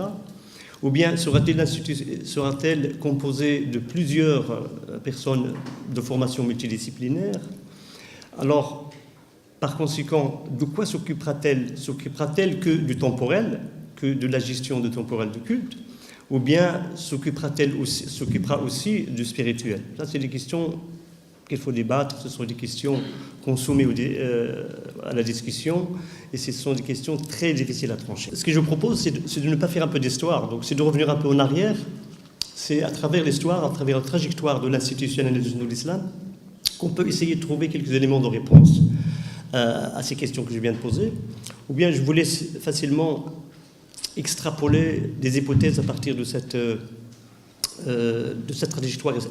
trajectoire historique. Bon, je vais vite faire une synthèse. Donc, je vais prendre des périodes par décennie. Donc, 60, 70. 60, au début des années 60, c'est l'arrivée massive de la population musulmane issue des pays musulmans. L'islam est très invisible, il est vécu d'une manière discrète. C'est la période où on peut appeler la période de l'islam déraciné. C'est un islam des caves, entre guillemets, dans les deux sens d'ailleurs. Quand on regarde, moi je suis venu donc au début des années 70 dans un cadre de regroupement familial. Effectivement, on célébrait des cultes dans des caves parce qu'on n'avait pas beaucoup d'espace. Et c'est aussi dans le sens figuré, dans la mesure où l'islam était caché. Donc on ne cherchait pas à visibiliser les questions islamiques, enfin, les pratiques culturelles. Alors, bon, fin des années 60, il s'est passé quelque chose d'important. Donc, les 68, mai 68, vous savez qu'est-ce qui s'est passé. Donc, c'était les idées progressistes qui se propageaient. Mais en Belgique, pour être plus pragmatique, il y avait la visite de le roi Faisal Abdelaziz, qui est venu de l'Arabie Saoudite. Il a été accueilli en Belgique par le roi Baudouin. Il y avait des signatures par après qui se sont succédées, des grandes signatures, enfin des grands contrats qui ont été signés entre les deux pays. Alors, moi, mon intervention ici, c'est surtout pour rappeler un peu quel était le rôle de la population musulmane à l'époque. Bon, le rôle de la population musulmane à l'époque était minime, mais il faut souligner quand même, malgré ces contacts diplomatiques, malgré qu'on essaye de véhiculer l'idée que l'islam était donc reconnu en Belgique grâce à l'intervention de l'Arabie saoudite, c'est vrai, il y a un peu de vrai là-dedans, mais il faut souligner aussi que c'était l'époque où il y avait une diaspora albanaise, que je salue au passage, qui ont joué un rôle important avec quelques Arabes, quelques intellectuels arabes progressistes, enfin, je veux dire intellectuels universitaires, et quelques convertis, déjà à l'époque, qui ont formé un petit comité qui était l'origine d'un centre islamique et culturel. C'est vrai, comme il a rappelé le docteur Mahi tout à l'heure, c'était une approche plutôt culturelle de l'islam. C'était ça qui était plus visible. D'ailleurs, le centre, ça s'appelait Centre islamique et culturel de Belgique. Alors, évidemment, en 1968, ce centre a été constitué. Et au début des années 70, l'islam a été reconnu. Il y avait une loi, Madame Wouters va nous le rappeler tout à l'heure, c'est la loi du 19 juillet 1974 qui reconnaît les administrations du temporel de culte. Ensuite, cette loi a été donc mise en application, enfin je veux dire par un arrêté d'application en 78 qui donne la prérogative, qui donne le droit au centre islamique d'organiser les élections au sein des communautés islamiques locales. Voilà, donc ça c'était le contexte de la reconnaissance, c'était le contexte d'un islam qui est planifié d'en haut. Et c'est surtout une période où le musulman était vu comme comme un élément positif. C'était le moment où on entendait la célèbre chanson de Ana Mahibbek ya Mustafa, par exemple. C'est une chanson que tous les gens de mon âge se souviennent de cette chanson-là, oui, c'est une chanson algérienne qui a été donc importé ici, on l'a répété. Donc le musulman était quelqu'un de positif, c'était quelqu'un qu'on devait découvrir, qu'on devait rencontrer, etc. Bon, la lune du miel ne va pas durer, donc en 79, il y a eu des événements internationaux qui vont arriver. Je ne fais pas de lien, hein, mais j'essaie de repérer quelques dates charnières à travers l'histoire qui vont quand même influencer le processus de reconnaissance et le processus de structuration. Et moi, je trouve qu'il faut avoir une lecture de cette mémoire-là. C'est ce que je déplore. Il n'y a pas de travail de mémoire qui est fait là-dessus. C'est pour ça que je lance un appel ici aux jeunes de faire un travail de mémoire. Depuis les années 60 jusqu'aux années 70, on ne trouve pratiquement rien. Alors on a encore des mémoires vivantes. Hein. Donc ici, dans la salle, il y a encore des mémoires vivantes, donc qui ont vécu la chose ici en Belgique. Et il y a moyen de travailler avec eux. Voilà. 79. Donc, qu'est-ce qui s'est passé? La révolution islamique d'Iran. La révolution islamique d'Iran a été directement suivie en 79, a été suivie par une fatwa de Khomeini qui condamnait évidemment Salman Rushdie, qui avait sorti un livre hyper médiatisé qui s'appelle Les versets sataniques. Et alors, ce livre-là a été hyper médiatisé, ce qui fait que les autorités qui représentaient le culte islamique devaient réagir. Et à l'époque, on avait un directeur qui s'appelait Abdullah Al-Adel. On lui a posé la question par rapport à cette histoire, à cette fatwa-là. Évidemment, il a joué son rôle d'imam directeur et en toute liberté, en toute indépendance, il a répondu qu'il était contre cette fatwa. Bon, quelques mois après, il a été assassiné. Il n'y a pas de lien, je ne fais pas de lien, évidemment. On ne sait pas qui l'a assassiné, d'ailleurs. On cherche l'assassin court toujours. Mais quand même, ça joue un rôle important, parce que c'était l'époque où on va vivre quand même un racisme latent au sein de la population belge. Et je dis, c'est pas un racisme comme ça, le racisme ne vient pas comme ça, il y a des conjonctures. Tout à l'heure, le docteur Prévost a parlé d'une approche systémique, parce qu'il y a beaucoup d'éléments qui rentrent en jeu, et il faut tenir compte de tous ces éléments pour comprendre les phénomènes. Donc, on refusait d'inscrire certains étrangers dans certaines communes de Bruxelles, Schaerbeek et Saint-Gilles, pour ne pas les citer. on refuse d'organiser les cours de religion islamique. Voilà. Donc, ça a duré une dizaine d'années jusqu'à 89. 89, qu'est-ce qui s'est passé? En 89, il s'est passé quelque chose d'important aussi, c'est que la Belgique voulait absolument prendre les choses en main, et il adoptait une approche d'intégration des immigrés. Donc il a créé un commissariat royal à l'immigration, et il devait réfléchir sur la façon dont on doit faire pour essayer d'intégrer cette population-là. Dans ce rapport-là, on demandait au conseil, donc on préconisait aux autorités d'organiser un conseil supérieur des musulmans de Belgique qui émanerait des communautés musulmanes. Voilà, donc je vais passer directement cette période, je ne vais pas me tarder là-dessus, bien que je trouve qu'il y a des éléments importants. Donc les années 80 arrivent, donc enfin 89, je veux dire, les années 90 arrivent, il y a une approche beaucoup plus, je veux dire, beaucoup plus active, beaucoup plus importante par rapport à le dossier de l'islam. On a créé ce qu'on appelle un conseil des sages. Le Conseil des sages devait réfléchir, devait apporter une solution beaucoup plus appropriée, parce que la solution qui était proposée par le centre, par le Conseil, par le commissariat royal à l'immigration n'était pas bonne. Et alors le Conseil des sages a proposé aussi d'organiser les élections avec, évidemment, en créant un conseil provisoire qui s'appelle l'exécutif des musulmans de Belgique. Cet exécutif des musulmans de Belgique, évidemment, a pu être accepté par le gouvernement dans la mesure où il proposait d'organiser les élections en 99. Ces élections-là ont été organisées en 99. Évidemment, ça a donné un résultat que vous connaissez très bien, un exécutif des musulmans de Belgique pour toutes les personnes qui seraient amenées à participer au projet. Il me reste combien de temps là? Je te donne une minute. Bon, donne-moi parce que c'est tellement compliqué. Voilà. En 2005, on a créé donc un exécutif des musulmans de Belgique où on a pu s'ingérer d'une manière légalisée.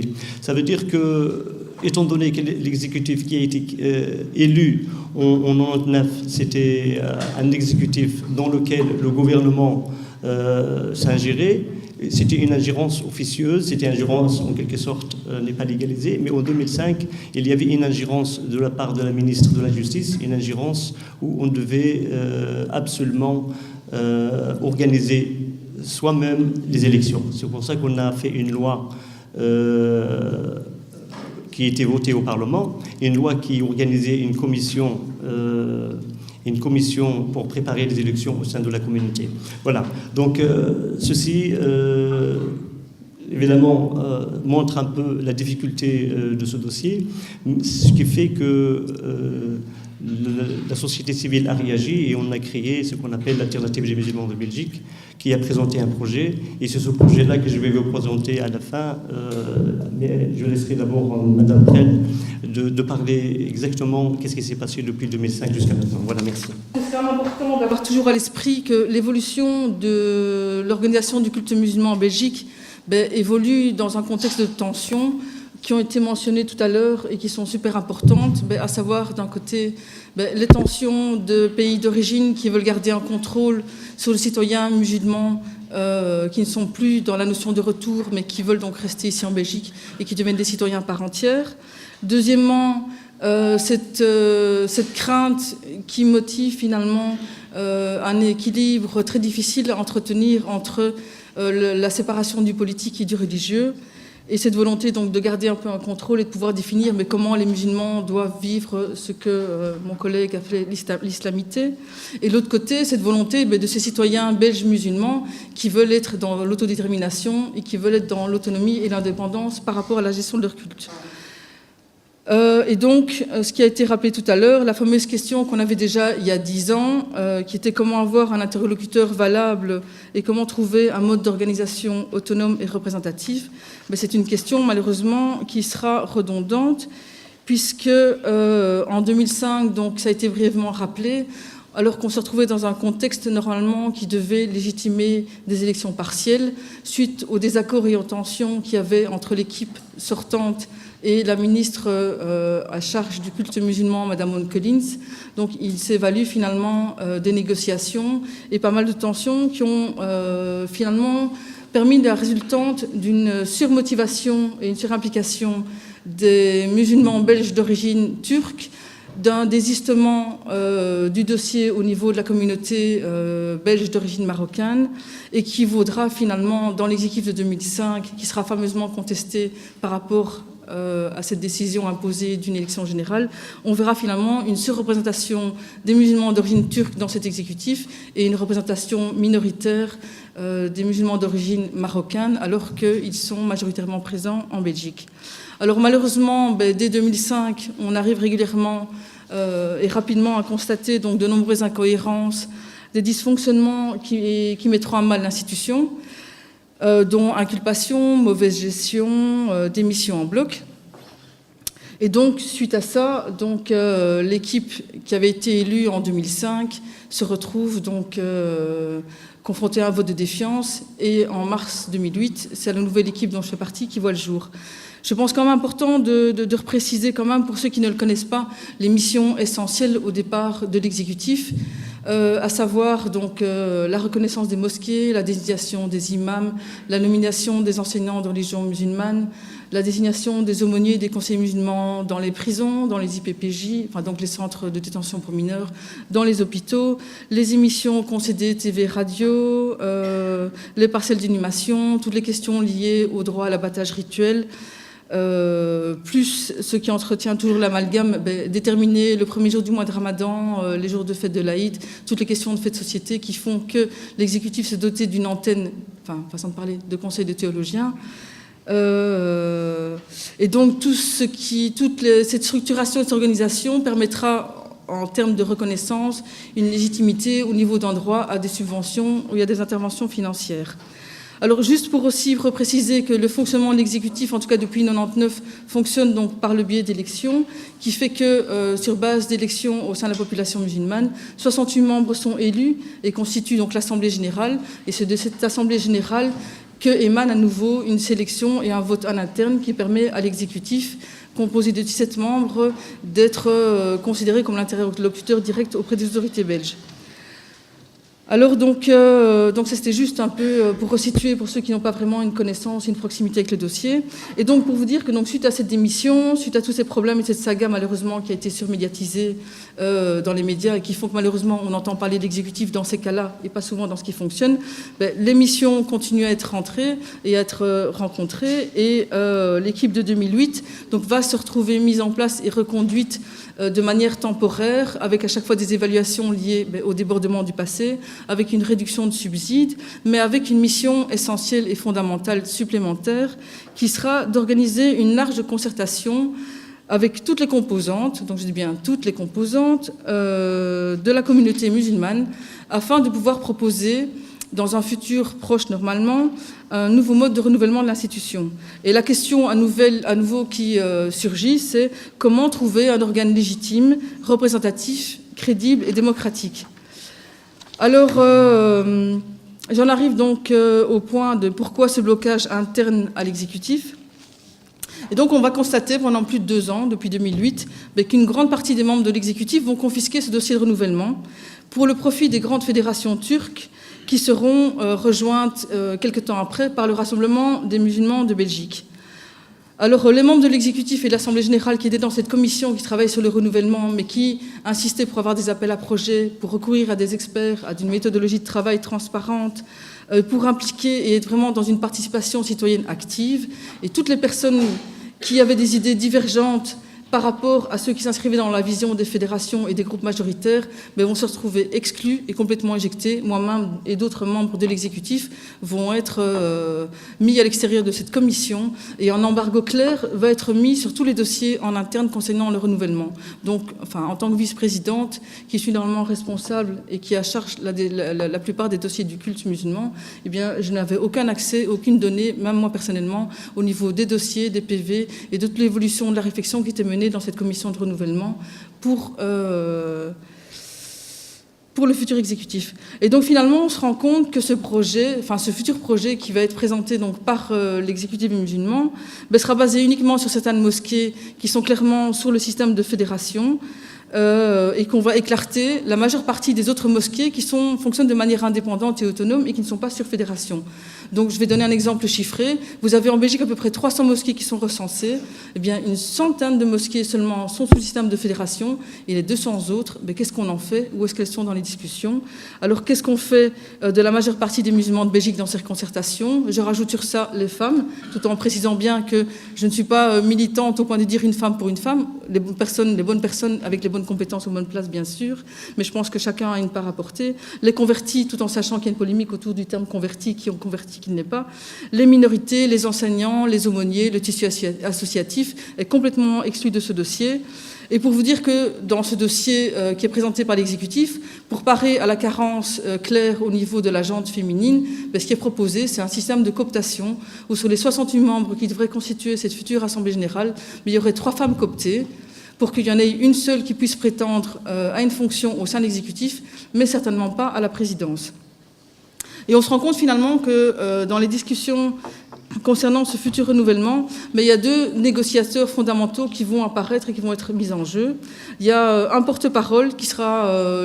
Il y a un négociateur important qui est porte-parole du Conseil des théologiens européens pour la diaspora marocaine, qui est fonctionnaire de la communauté française et inspecteur principal pour les enseignants de religion musulmane, et qui est également président du Rassemblement des musulmans de Belgique. Alors je me demande comment est-ce qu'on peut combiner de manière neutre et objective toutes ces casquettes. Moi, personnellement, je n'ai encore rien compris à tout ça.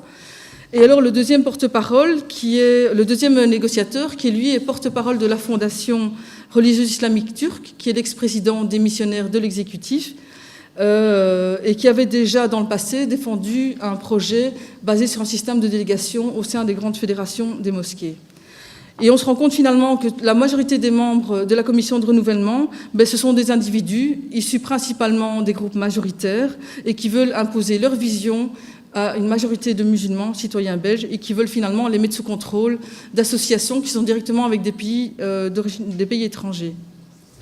Alors, il faudrait se rendre compte que concrètement, sur le terrain, ça veut dire quoi? Ça veut dire que tous les dossiers liés à la désignation des enseignants, à la désignation des imams, à leur formation, va être commandité et va être géré par des personnes qui sont directement affiliées à des pouvoirs étrangers. Alors, quand on imagine clairement que l'accompagnement des fidèles doit se faire ici, dans un esprit de cohérence et de contextualisation avec la société belge, je pense que là, on est vraiment dans une problématique qui sera difficile à résoudre.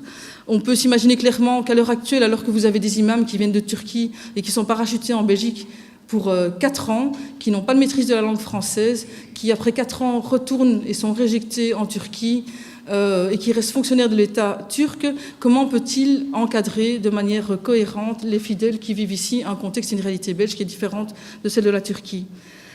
Et alors, on se rend compte finalement qu'on veut mettre sous dictat des pays étrangers les citoyens belges, musulmans, alors que les peuples arabes sont au printemps donc, de la révolution arabe et qui demandent justement à accéder à ces valeurs démocratiques. Alors je pense que là, on met vraiment en évidence un conflit d'intérêts qui est complètement incohérent, où d'un côté, on brandit l'étendard du tout sécuritaire pour pouvoir normaliser, formatiser quelque part, formater les musulmans ici en Belgique, et en même temps, on veut les mettre sous contrôle de pays étrangers qui reflètent vraiment l'image contradictoire d'une cohabitation pacifique qui est en train de se construire avec les citoyens ici actuellement. Alors que finalement, jusqu'à présent, on a mis en évidence que le système des élections était un système démocratique par excellence, avec ses failles bien sûr, mais que c'était un droit clair auquel tous les citoyens et tous les musulmans pouvaient prétendre, eh bien certains finalement veulent, à cause des dysfonctionnements, légitimer les dysfonctionnements sur base des élections et dire que ce sont les élections qui en sont la cause. Ils veulent par cette logique-là, qui est tout à fait incohérente à mon avis, retirer ce droit des musulmans de voter, de choisir et dans l'autodétermination en proposant et en imposant finalement ce système de délégation à travers les mosquées. Alors que quand on analyse par le fond les vrais problèmes auxquels l'institution a été confrontée, je pense que ce sont vraiment des problèmes d'opportunisme, d'amateurisme, de clientélisme, de convoitise ambiante des personnes qui ont été la cause des échecs de l'institution. Alors pour en arriver finalement à l'émergence de la plateforme alternative des musulmans, démocratique des musulmans de Belgique, donc qui regroupe des forces vives de la communauté musulmane, de toutes les composantes, sans distinction ni d'ethnie, ni de genre, ni d'orientation juridique et autres, qui est composée aussi bien de membres de l'exécutif, de l'Assemblée générale, que d'anciens membres qui précédaient 2005, et que différents experts ou des personnes qui sont liées ou qui sont intéressées ou qui ont une compétence avec le dossier de l'islam de Belgique. Et donc ce qu'on promeut, nous, finalement, c'est promouvoir un organe chef de culte qui aurait donc pour mission de représenter tous les musulmans de Belgique, afin que cet organe soit représentatif, démocratique, indépendant de toute forme d'ingérence par le système des élections. Et donc finalement, la DMB revendique une véritable alternative démocratique et revendique aussi le fait de pouvoir tourner le dos à une gestion paternaliste qui nous a entachés depuis pas mal d'années, afin qu'on puisse vraiment véhiculer un islam de Belgique et qu'on puisse retourner à la base en impliquant toutes les composantes et tous les citoyens de Belgique dans ce dossier, sans pour autant exclure bien sûr ces fédérations qui sont une réalité existante du paysage, en constituant des listes d'élections électorales avec une présence obligatoire de groupes minoritaires, ou de communautés minoritaires, avec des exigences de connaissances linguistiques requises en fonction de la région où on est élu, avec des exigences de diplômes secondaires supérieurs pour les candidats, naturellement l'absence de statut diplomatique ou de mandat politique, et de pouvoir veiller naturellement à l'autonomisation de l'institution. Alors, la dernière question, pourquoi l'exécutif est-il limité aux affaires courantes depuis fin mars 2011 ? Mais il faut savoir que la DMB s'est mobilisée pour essayer de permettre à toutes les personnes exclues de la communauté de pouvoir s'exprimer, de pouvoir comprendre et de connaître tous les enjeux. Et donc, on a mis sur pied pas mal de réunions d'information dans les différentes régions de la Belgique.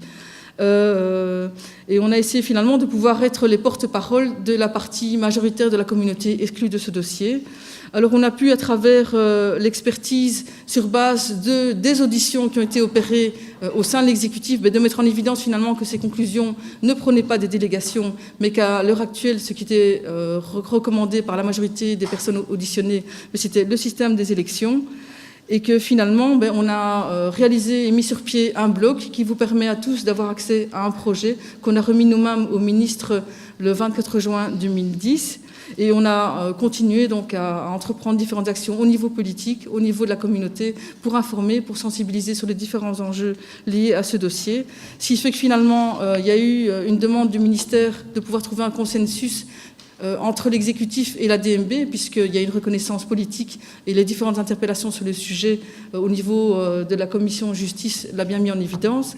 Mais malheureusement, ces négociations n'ont même pas pu voir le jour et n'ont pas pu aboutir, puisque finalement, il y avait un rapport de force disproportionné qui était mis sur pied. Et de l'autre côté, outre ce problème de communication et de négociation qui a été rendu impossible, mais c'est clair que le projet qui a été remis par l'exécutif au ministère n'a pas rencontré certaines lacunes qui ont clairement été ciblées par le ministère, à savoir tous les paramètres liés au processus au sein des mosquées où vont se tenir les délégations, c'est pas clair. La difficulté finalement à se structurer et la question de la représentativité pour avoir des interlocuteurs auprès des autorités belges, ce n'est pas clair. Le consensus au sein de la communauté, comment peut-elle donner un consensus s'il n'a pas été informé et s'il n'a pas été concerté? La forme d'organisation des mosquées, est-ce qu'elles doivent être en ASBL ou pas? Donc il y a tout un flou, il y a un risque en tout cas en plus d'exclure certaines mosquées qui ne seraient pas dans des structures majoritaires.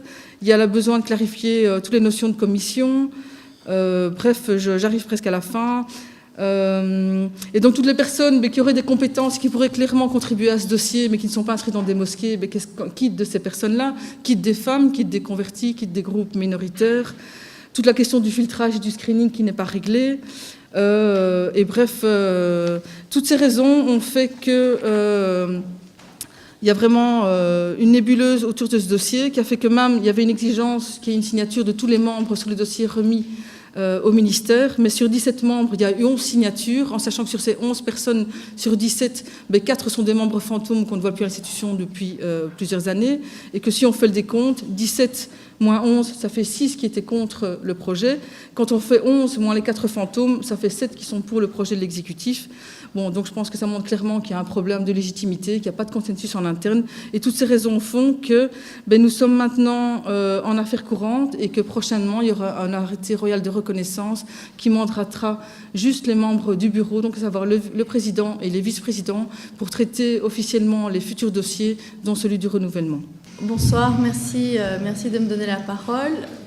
Alors, j'ai évidemment un rôle délicat puisque je ne suis pas du tout partie prenante dans ce dossier auquel je ne participe pas. Je suis simplement, on m'a sollicité pour un regard extérieur, juridique, compte tenu de mon activité professionnelle.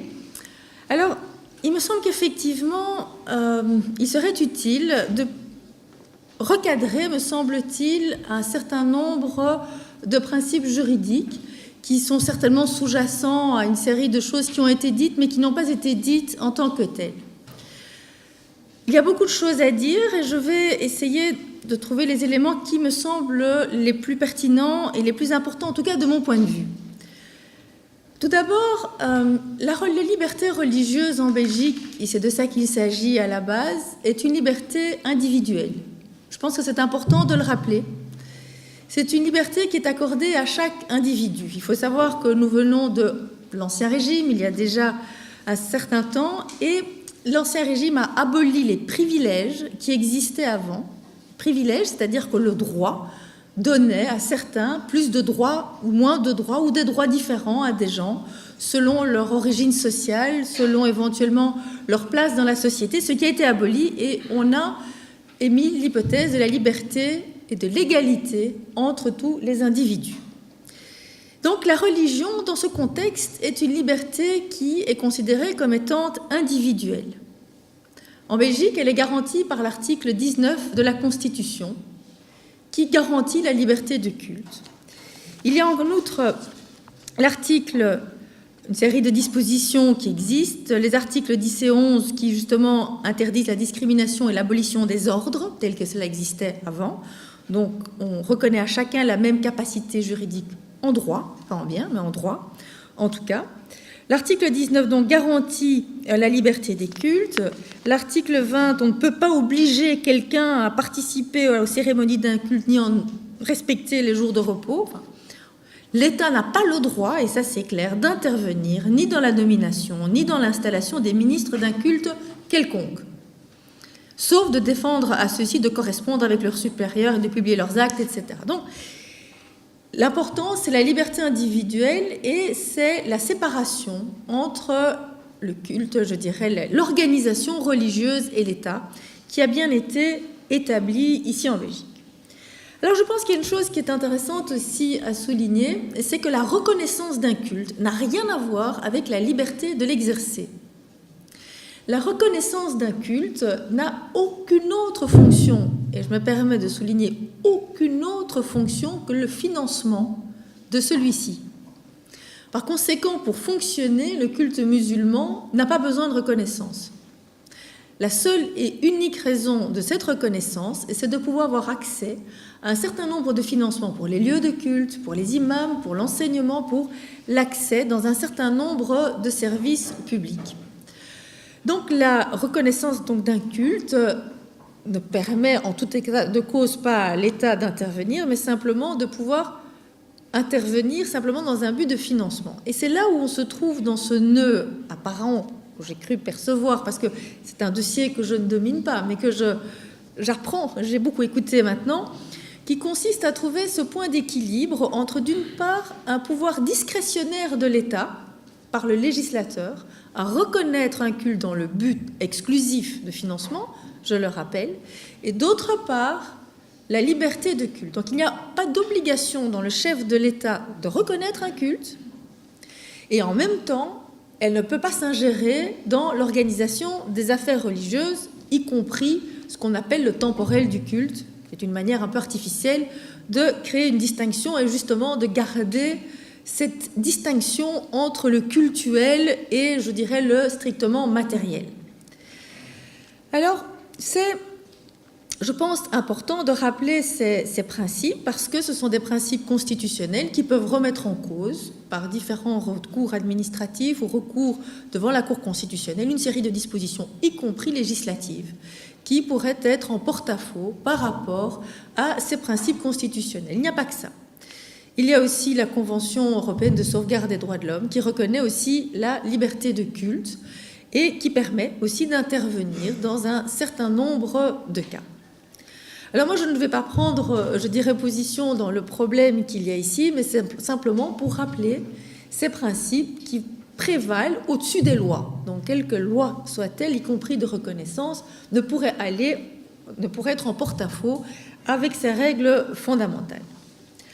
Alors, je dirais que la Belgique est elle-même dans un problème, puisque le système de reconnaissance des cultes est un peu limite par rapport à la non-ingérence, je dirais, de l'État dans les affaires religieuses, et lui-même basé sur un système qui me semble être relativement archaïque et qui est basé notamment sur l'organisation de l'Église catholique romaine, qui a, comme vous le savez, une structure hiérarchique qui trouve son siège au Vatican et qui est à peu près la seule religion qui connaisse cette structure.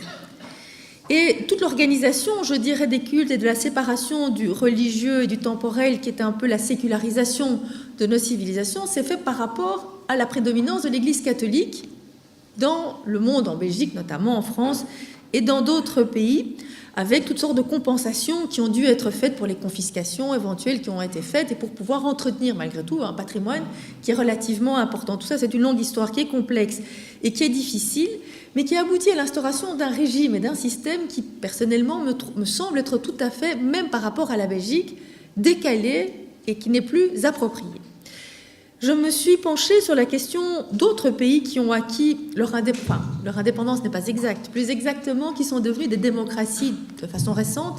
Et je m'étais penchée particulièrement sur la question du Portugal. Vous savez que le Portugal a été jusqu'en, je ne veux pas me tromper sur les dates, mais je pense que c'est jusqu'en 76, la révolution des œillets, qui a mis fin à un très long régime de tyrannie avec, je ne me trompe pas du nom, je pense que c'est Salazar, et le Portugal s'est retrouvé tout d'un coup avec devoir refaire ses structures, comme l'Espagne d'ailleurs, et à devoir imaginer, compte tenu du monde tel qu'il est maintenant, non pas tel qu'il était au XIXe siècle, à devoir protéger ses libertés fondamentales, libertés qui sont protégées par la Convention européenne et que la Constitution portugaise a dû d'ailleurs adopter.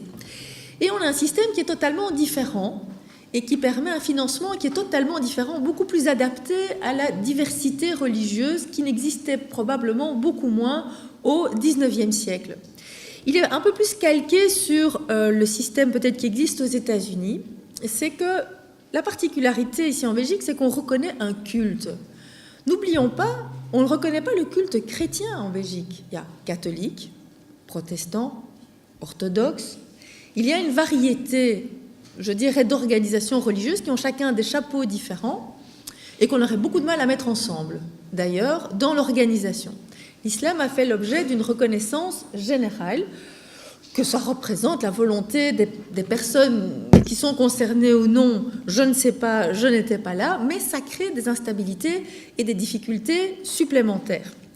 Doublé du fait qu'il s'agit effectivement d'une religion plus d'immigration, qui était jeune à l'époque. Il ne faut pas oublier, ça a été assez rapide, cette reconnaissance de l'islam dans un mouvement qui est encore loin d'être stable, avec des gens qui, pour la plupart, étaient encore de première génération, alors que nous sommes peut-être à la deuxième, à la troisième génération, quatrième même génération à l'heure actuelle, et dont, je dirais, les références ont fondamentalement changé. Je dirais le séjour temporaire, qui est de passer de temporaire à indéfini et de indéfini à définitif, est maintenant établi, et donc on part sur des bases qui sont totalement différentes, ou relativement différentes, dans un pays qui lui-même change beaucoup aussi. Et donc, ça crée énormément de difficultés. Je pense aussi que très fondamentalement, et ça pose beaucoup de questions sur le plan juridique à l'heure actuelle, comme je vous l'ai dit, la religion est une liberté individuelle. Monsieur Yacoub Mahir a rappelé que la neutralité de l'État, c'était la diversité, qu'elle devait l'accepter. Et effectivement, c'est le cas, et la Belgique se trouve elle-même un peu confrontée à elle-même et aux règles qu'elle a elle-même adoptées, et que ça ne se fait pas non sans douleur, notamment avec l'aide de la Constitution et de la Convention européenne de sauvegarde des droits de l'homme. Il est certain que quand on a eu l'habitude de toujours faire de la même manière, on finit par croire qu'on ne peut plus faire que de cette manière et que le changement n'est pas possible, alors que nous avons, et ça il faut le souligner, l'architecture juridique qui permet la diversité. Nous en avons tous les instruments, nous n'en avons peut-être pas encore l'expérience, ce qui est différent. Et nous nous trouvons effectivement devant d'un côté une immigration importante qui a des revendications légitimes et qui sont parfaitement conformes à notre dispositif juridique, légal au niveau national et international, et d'autre part, eh bien, un changement qui doit être opéré dans les mentalités et dans les structures. Donc ça se fait, je pense, de concert. Dans, je dirais, les quelques recherches que j'ai eu l'occasion de faire, je pense que l'élément le plus important est celui de la coexistence de la liberté individuelle et de la place du religieux, en général, dans nos sociétés. Parce que je pense que beaucoup de questions tournent autour de ça. Et je vous invite à ce sujet à lire et à relire, parce que je pense qu'on y trouve énormément d'enseignements qui seraient d'inspiration pour bon nombre d'entre nous, je dirais musulmans, non musulmans et autres, qui sont des textes d'un très grand penseur, visionnaire, du XIXe siècle, qui s'appelle Alexis de Tocqueville, qui est extrêmement, je dirais, qui est un, comme dit mon père, le plus cité des moins lus, c'est-à-dire qu'énormément de gens le citent sans l'avoir jamais lu, et qui est quelqu'un qui a beaucoup réfléchi donc sur la société démocratique au XIXe siècle, et qui en avait perçu les dérives, les dangers, et quand on lit ses écrits, nous y sommes. Cette mainmise de l'État dans une société individualiste est un mal inévitable et qui risque de se poser. La place du religieux dans la société, il y a beaucoup réfléchi et a écrit sur le sujet, ce qu'est la trame. Alors je me permets de vous livrer comme ça quelques passages, parce que je pense que c'est un penseur qui devrait être revu sous cet angle-là, ce qui n'a pas été le fait. J'ai ici trouvé un article très intéressant d'une certaine Madame Agnès Antoine dans la revue Tocqueville qui s'appelle « Démocratie et religion, le point de vue tocquevillien », rarement utilisé, et qui dit ceci. Dans sa réflexion, la question de la religion, qui occupe apparemment peu d'espace dans le texte tocquevillien, y tient en réalité une place tout à fait centrale. Il dit lui-même être partisan de la démocratie, il faut voir qu'on se trouve dans l'après-révolution française, ne signifie pas renoncer à toute régulation morale ou se défier de toute autorité comme le prônent les plus radicaux des démocrates. Il écrit lui-même « Ce spectacle m'a frappé comme le plus extraordinaire et le plus déplorable qui ait jamais pu s'offrir au regard d'un homme, car toutes ces choses que nous séparons, comme M. Yacoub Mahir avait dit, que nous séparons ainsi sont, j'en suis certain, unis indissociablement aux œufs de Dieu. Ce sont toutes des choses saintes, si je puis m'exprimer ainsi, parce que la grandeur et le bonheur de l'homme en ce monde ne peuvent résulter que de la réunion de toutes choses à la fois. Dès lors, j'ai cru percevoir que l'une des plus belles entreprises de notre temps serait de montrer que ces choses ne sont point incompatibles. Au contraire, elles se tiennent par un lien nécessaire, de telle sorte que chacune d'elles s'affaiblit en se séparant des autres. Et c'est bien de la démocratie et de la religion qu'il parle. La véritable grandeur de l'homme n'est que dans l'accord du sentiment libéral et du sentiment religieux. Lui, dont la passion politique a depuis 30 ans d'assurer cet accord. La démocratie, dit-il, c'est l'institutionnalisation de l'égale liberté de tous les hommes, des droits de l'homme, qui l'expriment, font apparaître la vertu ou encore la loi naturelle, là où auparavant régnait la particularité et la variabilité de la coutume. Ce qu'il va mettre en exergue lui-même, c'est que la combinaison de l'individualisme et du matériel en absence du religieux risque d'aboutir, et je vous invite à un autre texte qui est tout à fait extraordinaire et hautement prémonitoire, dans lequel il exprime que cette combinaison de l'individualisme et du matérialisme qui a brisé les chaînes de solidarité qui existaient avant dans la société, elle est inexorablement à apporter ce qu'on appelle le despotisme administratif.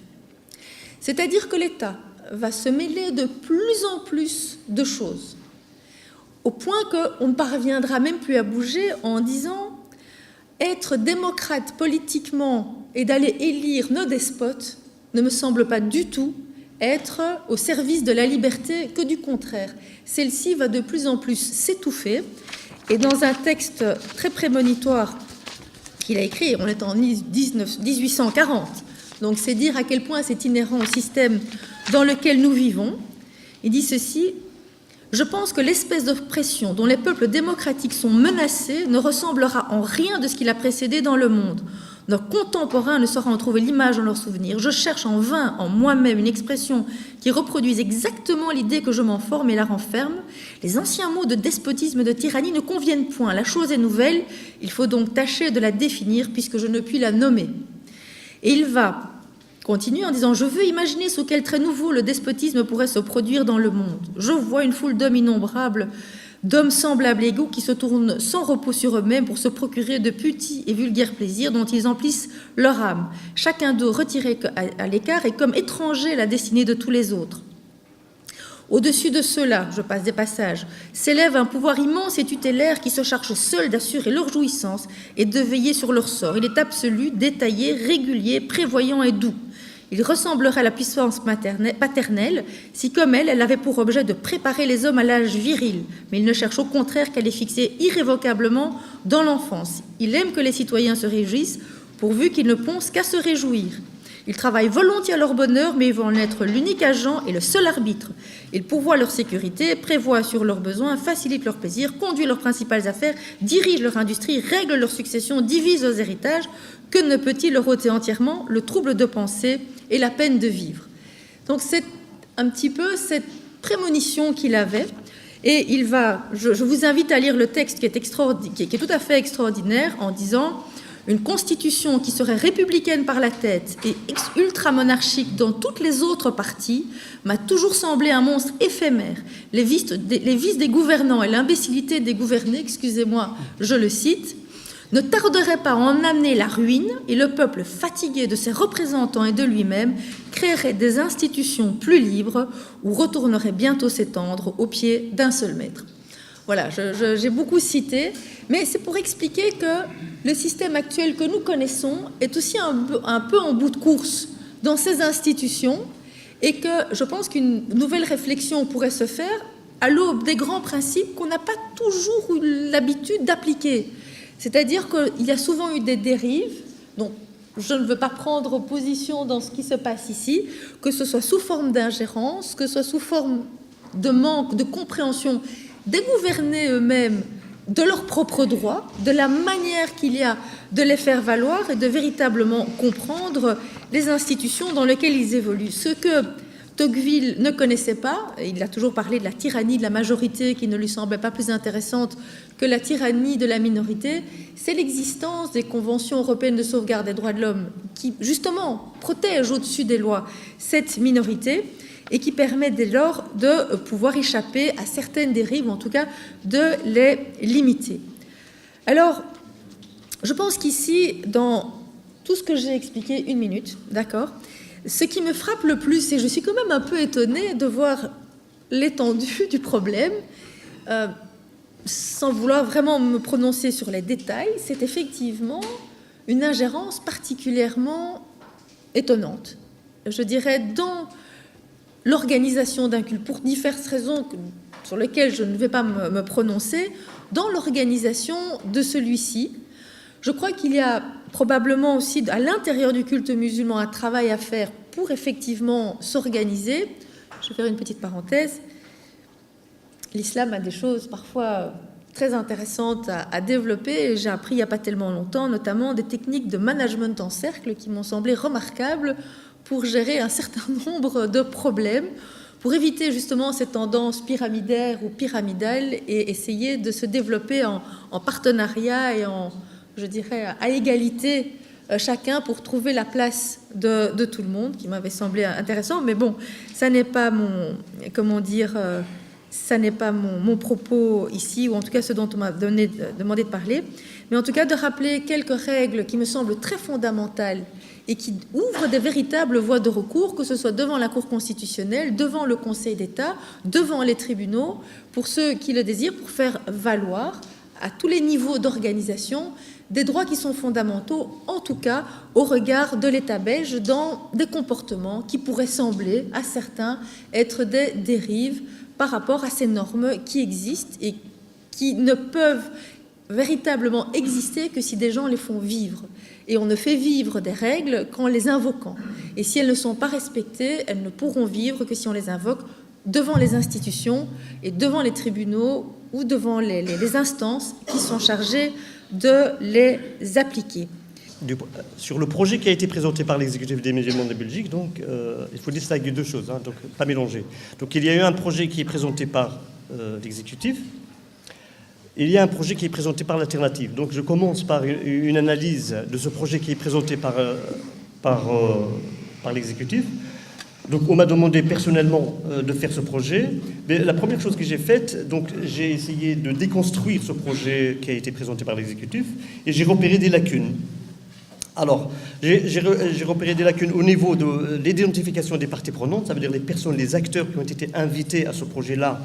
Il y avait un certain choix et il y avait une certaine sélection.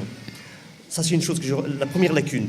Deuxième lacune, c'est que pour présenter un projet, on n'a pas problématisé la question de l'institutionnalisation de l'islam. Ça veut dire qu'on n'a pas cherché à discuter des problèmes. C'est vrai que le ministre a demandé de renouveler les membres de l'exécutif, mais pour renouveler les membres, pourquoi ? Il faut se poser la question pourquoi ? Parce que tout simplement, l'exécutif avait des problèmes. Donc, on n'a pas problématisé ces problèmes-là. Troisième lacune, c'est au niveau de la méthodologie de la concertation. Donc, la concertation a été menée d'une manière non professionnelle. Et enfin, quatrième et dernière lacune, c'est la manière de concevoir le projet. Ça veut dire qu'on n'a pas suivi une architecture minimum, je veux dire, pour concevoir un projet, au moins faire participer un maximum de gens pour concevoir ce projet-là. Voilà. Et notre projet alternatif, lui, plutôt, il pose une alternative, donc il redéfinit les parties prenantes, il essaie de lancer le débat et les discussions pour voir quels sont véritablement tous les acteurs. Tout à l'heure, j'ai parlé de la légitimité, quels seraient les acteurs qui voudraient participer d'une manière démocratique à ce projet-là. Il propose aussi une relation entre les problèmes, les solutions, les objectifs et les résultats et les actions, et une meilleure méthodologie de la concertation, et enfin un projet qui est basé sur l'approche participative. Voilà. Alors, quelques petites définitions vite. J'espère que je ne sais pas, je vais avoir des minutes, mais bon. C'est un peu académique, c'est tout à fait normal, il faut savoir de quoi on parle. Quand on entend parler de l'ORCMB, EMB, AG, organe chef du culte, tout ça, c'est l'exécutif des musulmans de Belgique. Donc, c'est l'organe représentatif du culte des musulmans de Belgique, exécutif des musulmans de Belgique, assemblée générale, organe chef du culte, qui seront un peu détaillés ici. Voilà. Donc, nous avons organe chef du culte, c'est les 17 personnes, c'est le conseil d'administration qui est élu par l'Assemblée générale, qu'elle est désignée par la communauté musulmane, la communauté islamique plutôt. Alors, qu'est-ce que j'entends par la communauté islamique ? C'est un ensemble de personnes de confession musulmane, ça bon quand on entend, mais ce sont des notions très, très difficiles à cerner. Et la communauté islamique locale, c'est un territoire sur lequel peut s'exercer l'autorité spirituelle d'une mosquée. C'est une extrapolation de la paroisse. Une paroisse, c'est une circonscription territoriale sur laquelle s'exerce l'autorité de l'Église. Mais bon, c'est la seule extrapolation qu'on peut faire. Voilà. Alors, on va parler de la coupole. La coupole, donc, comme vous voyez, donc, c'est un ensemble de mosquées qui sont attachées à une administration. Donc, il y a un lien de subordination entre elles. Et puis, on va parler de la fédération de l'Union, qui sont des groupements des mosquées pour réaliser un but commun.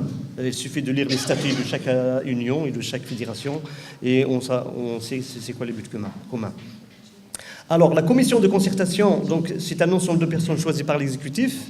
Donc, il y a 24 membres pour réfléchir sur la façon de renouveler l'exécutif. Qu'est-ce que l'exécutif des musulmans? Il peut désigner à la fois l'organe représentatif, l'organe chef du culte, ou tout simplement l'institution qui gère le temporel du culte. Vous voyez que c'est pas simple hein, quand on parle de l'exécutif, c'est des choses un peu complexes. Alors pourquoi on a voulu renouveler l'exécutif? Tout simplement parce que des problèmes graves, ceux qui connaissent très bien l'actualité de l'exécutif, des problèmes graves ont traversé donc cette institution. Et ils ont même paralysé son fonctionnement.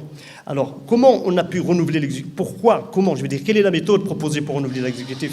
Le ministre, donc la tutelle, a demandé à l'exécutif des musulmans de Belgique de mener des concertations avec toutes les composantes de la communauté musulmane, afin de trouver une forme plus adaptée d'organes représentatifs et d'assurer la continuité en attendant la transition vers d'autres structures. Donc, le lancement de la concertation avec toutes les composantes de la communauté musulmane. Bon, ça, c'était donc écrit noir sur blanc. Alors, l'exécutif des musulmans a constitué une commission de concertation. Comment on a constitué, donc, quelle était la composition de cette commission de concertation? Bon, on va parler un peu de certains éléments ethniques, évidemment. C'est l'extrapolation sociologique, c'est très important pour un peu savoir ce qui se passe là-dedans. Donc, vous voyez, en jaune, ça représente l'ensemble des fédérations et des coupoles. Donc, c'est une... tout à l'heure, je vous ai parlé de coupoles, vous savez de quoi il s'agit. Et de toutes les fédérations. Donc c'est 68% de cette commission-là est constituée de ces fédérations, de ces coupoles. Donc 16% par l'exécutif des musulmans de Belgique, 8% par l'Assemblée générale et 8% autres. Alors, la composition de la commission de concertation selon, je dirais, la sensibilité ou leur appartenance institutionnelle, c'est 48% des unions des mosquées, 20% de la Fédération islamique de Belgique, 14% de DIANET et 13% de l'Union des centres culturels islamiques de Belgique. C'est le Suleimansi qui représente 13% et 5% autres. Alors, la répartition des membres de cette commission selon l'origine ethnique, on y voit 47% des Marocains, 42% des Turcs, 3% d'Albanais, 4% des Pakistanais, 4% des Africains et 0% autres. Ça veut dire que je vous laisse deviner. Voilà, la répartition des membres selon l'appartenance régionale, il y a 43% de Bruxellois, 26% qui viennent de Flandre et 31% de Wallonie. Alors, les constats qu'on peut faire sur la composition de cette commission, c'est qu'il y a vous avez vu qu'il y a une surreprésentation des fédérations et des coupoles. Il y a une sous-représentation des entités de Flandre, aucune représentation du Centre islamique et culturel de Belgique. Si on s'inscrit dans la logique de ce processus, à partir du moment où il y a une fédération internationale qui est représentée, une organisation internationale qui est représentée comme la DIANET, pourquoi le Centre islamique et culturel de Belgique n'y est pas? Il n'y a aucune femme n'est convertie, il y a donc l'absence totale d'associations, de professeurs de religion, d'aumôniers et d'imams. Alors, les travaux de cette commission, c'est qu'il a organisé 4 journées de réflexion. Ces journées de réflexion, quand on parle de réflexion, c'est-à-dire le programme de la journée, par exemple, ça se résume au début par une lecture du Coran, par l'exposition du bilan de l'exécutif, et on laisse une demi-heure ou un maximum une petite heure pour non pas débattre ou discuter, mais plutôt pour poser des questions. Et, entre autres, donner son avis, mais aucun échange. Donc, ce n'était pas une concertation, c'était tout simplement une consultation. Il y a une différence. Hein. Donc, on n'a pas demandé à réfléchir sur la problématique de l'exécutif. Voilà. Alors, malgré cela, donc, il y avait quand même, parmi les présents, parmi les gens qui étaient conviés à la concertation, certains problèmes qui ont été évoqués. Des problèmes internes et des problèmes externes. On a évoqué des problèmes relationnels de l'exécutif. Donc, à l'intérieur de l'exécutif, on a évoqué certains conflits, certaines tensions. On a parlé des incompétences, on a parlé de manque de représentativité, on a parlé du problème de la dépendance financière. Et on a aussi parlé de l'ingérence, on a parlé du manque de légitimité, on a parlé de screening. Toutes ces notions-là, vous les connaissez très bien, ça ne sert à rien que je revienne là-dessus. Alors, quelle est la méthode qu'on a proposée pour renouveler, quand on a demandé aux gens qu'est-ce que vous proposez pour renouveler les membres de l'exécutif? 3 méthodes, donc 3 méthodes qui ont été proposées. On a proposé un système de délégation qui est proposé par le délégué de Diyanet. Système de délégation, ça veut dire chaque mosquée délègue un membre.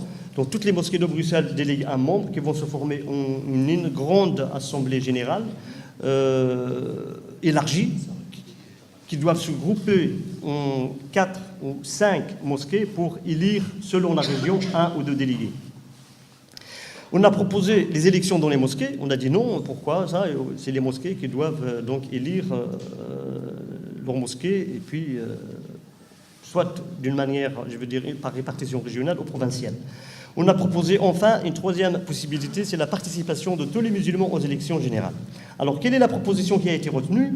L'exécutif de musulmans de Belgique, évidemment, a choisi, on ne sait pas par quels critères ou pas par quelle méthode, le système de délégation. Et il a présenté donc ce projet dans ce sens. Donc, juste à titre d'information, je suis tombé sur une note avant les concertations, déjà avant de commencer les concertations, je suis tombé sur une note de réflexion qui est rédigée par Diyanet, qui a été envoyée au ministère de la Justice.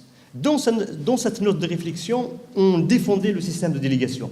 Donc, on peut déjà imaginer qu'il y avait déjà un projet derrière et que les concertations sont là simplement pour être instrumentalisées. Alors, le système de délégation, en tout cas, l'alternative du musulman de Belgique, moi, personnellement, je trouve que le système de délégation est une option choisie par les copoles et les fédérations avant les concertations. Je viens de dire, donc, le démontrer par une argumentation. C'est aussi un système qui n'est pas choisi par la majorité des personnes consultées, ni par l'ensemble du membre de l'exécutif. C'est un système qui avantage les fédérations, les unions et les copoles. À partir du moment où vous avez des mosquées qui sont très bien structurées en fédération ou bien en union, c'est très facile d'envoyer 1 ou 2 délégués. Mais quand vous avez des mosquées qui ne sont pas attachées à ces fédérations ou à ces unions, comment on propose d'être représenté au Conseil, à l'Assemblée générale plutôt? C'est un système antidémocratique qui exclut les minorités et les mosquées qui ne sont pas attachées aux fédérations, je viens de le dire. Alors, quelle était la réaction au projet de ces systèmes de délégation? Le projet de l'exécutif a été refusé, n'est pas accepté par le ministre tel qu'il est, et il a été refusé par certains composants de la communauté musulmane, parce qu'il ne fait pas l'unanimité des membres. Donc, tous les membres de l'exécutif, Mme Prel l'a démontré tout à l'heure, ne sont pas d'accord avec ce projet. Il n'a pas été conçu avec une approche participative et par une véritable concertation. Il ne propose aucun problème, aucun traitement des problèmes, dysfonctionnement qui est la problématique réelle de l'exécutif. Alors, l'alternative démocratique des musulmans de Belgique présente un projet, j'ai encore peut-être 5 minutes, juste pour présenter le projet.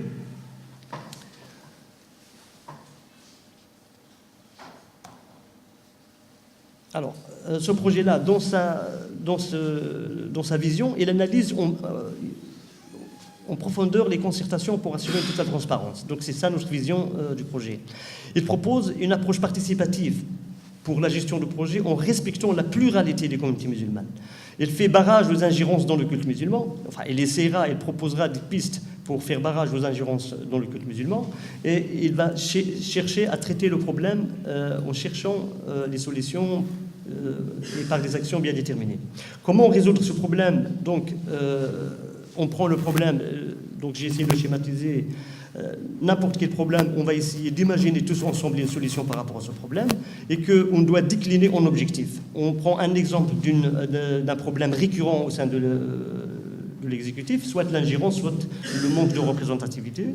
Donc, par exemple, si on prend la problématique de manque de représentativité, on la décline par une solution qui est une meilleure représentativité au sein de l'institution, décliné en objectif qui serait renforcer la diversité, qui est décliné en résultat, qui serait les listes proposées dans des collèges électoraux doivent proposer des candidats issus de la diversité. Et enfin, par une action concrète, c'est forcer les listes à contenir une diversité. C'est ce qui, par exemple, peut se traduire par un quota. Par exemple, pour les femmes, on propose concrètement que dans chaque liste qui est proposée dans un collège électoral, il doit contenir minimum un tiers de femmes. Bon, ça se discute évidemment, mais c'est notre proposition. Concrètement, l'objectif général, c'est quoi de notre projet? C'est que les musulmans de Belgique disposent d'un exécutif renouvelé, ça tout le monde est d'accord là-dessus, légitime, crédible, autonome et représentatif. avec quelle action pour réaliser l'objectif? On voit, donc on suggère la participation des composantes, de toutes les composantes de la communauté musulmane, enfin les composantes qui seraient intéressées par la problématique bien sûr, aux élections dans les mosquées et les lieux publics. C'est une expérience qui a démontré ses résultats. C'est une expérience rodée. Le centre islamique l'a faite, l'exécutif l'a faite. Donc ces élections-là, je ne vois pas pourquoi ça poserait un problème. Ce ne sont pas la manière ou la méthode de créer une institution qui est problématique, mais c'est surtout la manière dont elle est gérée. C'est le fonctionnement qu'il faut remettre en cause. Ce n'est pas la structure elle-même. Alors, pourquoi les élections générales? Bon, c'est plus démocratique. C'est la seule manière, selon nous, de retrouver la légitimité et la crédibilité de l'institution. C'est une manière aussi de retrouver une représentativité de toutes les composantes de la communauté. C'est aussi un souhait exprimé pendant les concertations. Alors, quelles sont les étapes qu'on propose pour réaliser cet objectif général? 3 étapes importantes.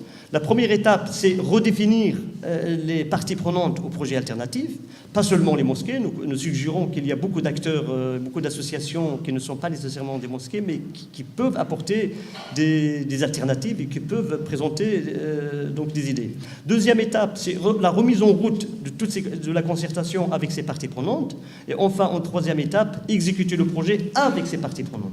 Donc, notre vision de projet, ce n'est pas ficeler un projet et le présenter à la communauté, parce que c'est ça le problème récurrent. C'est chaque fois, depuis le centre islamique jusqu'à maintenant, c'est chaque fois quand on présente un projet, on le travaille d'abord, on les discute entre personnes éclairées, et une fois qu'on est d'accord avec ce projet-là, on va le présenter à la communauté. Nous, on présente une démarche inverse qui serait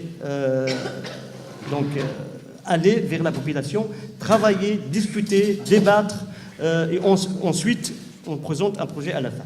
Donc on propose par rapport à ces étapes quelques outils. Par rapport à l'identification des parties prenantes au projet, on propose une grille d'identification des parties prenantes. Pour la deuxième étape, on propose une grille des problèmes.